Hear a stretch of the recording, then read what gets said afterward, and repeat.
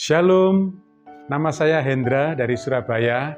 Istri saya 1, anak saya 4, cucu saya 3. Saat saya masih kecil, papi saya meninggal ketika usia saya 7 tahun di Pantai Ngliep di pantai selatan ya. Kehidupan saya sangat sulit dan melarat. Makan itu hanya bisa dengan lauk kerupuk, dimakan dengan nasi yang kadang-kadang bau karena tidak punya duit untuk membeli minyak buat memanasi nasi sisa kemarin. Tetapi puji Tuhan, Tuhan memberkati saya yang dulu asalnya hanya sales, sekarang menjadi pengusaha. Saat saya jadi pengusaha, saya mulai bermain-main dengan dosa. Saya tidak selingkuh karena saya mencintai istri saya.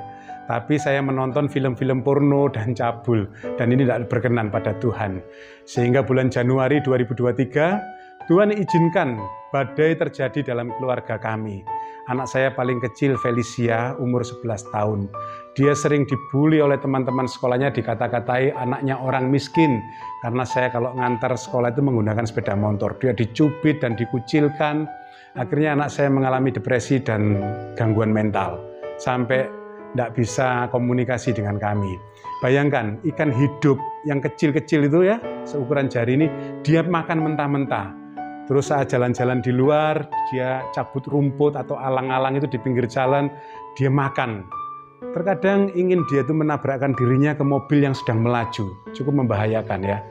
Menganggap kami ini seperti musuhnya, seperti ada kepahitan dengan kami orang tuanya. Kami bawa ke psikiater dan tidak kunjung membaik. Akhirnya saya depresi dan meninggalkan Tuhan, tidak mau ke gereja, tidak mau berdoa.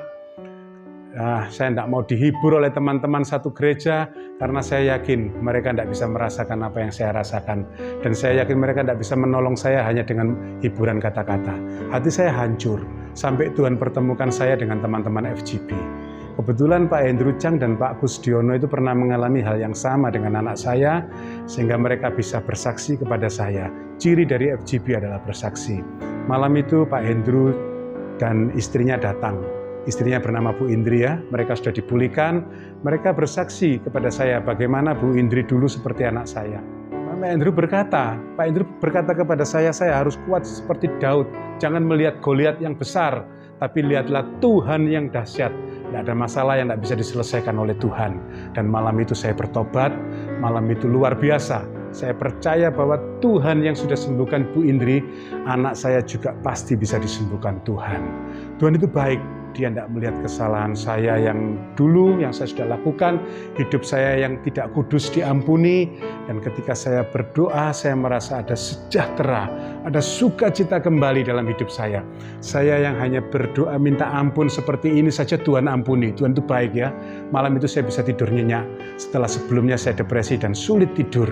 10 hari kemudian setelah saya bertobat, anak saya sembuh. Jadi ketika saya dipulihkan, anak saya juga dipulihkan. Meskipun menjelang haid, terkadang dia kambuh lagi.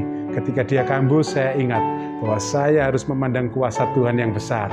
Tidak boleh memandang masalah. Dan saya berdoa dengan istri saya. Dan ada damai sejahtera. Dan ketika kondisi anak saya tidak baik, hati saya tetap damai sejahtera. Saya bisa mengucap syukur dan iman saya memandang bahwa Tuhan itu adalah Tuhan yang besar. Dia pasti bisa menjamah dan menyembuhkan anak saya. Saya diajarkan oleh teman-teman FGB bahwa saya sebagai anak Tuhan diberi kuasa untuk mengatakan yang benar. Perkatakan, Feli sudah disembuhkan Tuhan. Dan itu saya perkatakan terus-menerus sampai hari ini dengan iman. Dan puji Tuhan, Feli kembali normal sampai hari ini. Ada ayat yang menguatkan saya di dalam Yesaya 38 ayat 17. Sesungguhnya penderitaan yang pahit menjadi keselamatan bagiku. Engkaulah yang mencegah jiwaku dari lubang kebinasaan, sebab engkau telah melemparkan segala dosaku jauh dari hadapanmu. Tuhan itu baik, meskipun saya sudah undur, Tuhan kirim hambanya untuk menguatkan saya. Dan inilah penderitaan yang pahit diubah untuk menjadi keselamatan bagi saya dan mencegah saya binasa dalam dosa saya. Sekarang saya ingat Tuhan dan tidak jatuh lagi di dalam kebinasaan. Tuhan ingin kita berespon dengan benar. Puji Tuhan, be strong, praise the Lord, be strong in the Lord.